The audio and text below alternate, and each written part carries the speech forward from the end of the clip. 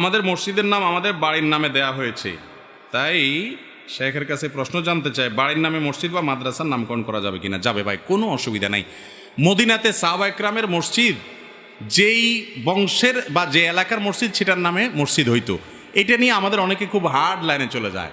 যারা মসজিদ করছেন আল্লাহর সন্তুষ্টিটা উদ্দেশ্য হবে, নাম একটা দেয়া দরকার সেজন্য দিলেন।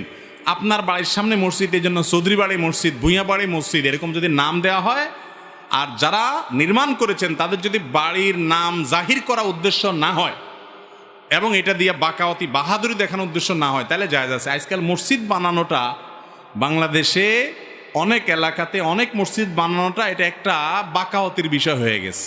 বাকাওয়াতি জাহিরের জন্য হয়। একটা মসজিদ পাশেই আছে, দরকার নাই, তারপরও আরেকটা করবে কেন? অমুকের ছেলে তার বাড়ির সামনে মসজিদ করছে, তাছাড়া আরেকজনের মসজিদে নামাজ পড়বো, ওখানকার কমিটির কথা শুনতে হবে, আমরা একটু নেতাগিরি করবো, আরেকটা মসজিদ করছে।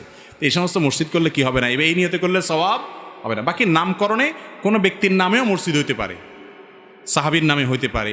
তবে যে ব্যক্তি নির্মাণ করছে সে যদি তার নামে মসজিদ দেয় এবং উদ্দেশ্য হয় যে সবাই জানুক আমি করছি, তাহলে সেক্ষেত্রে তো সওয়াব হবে না।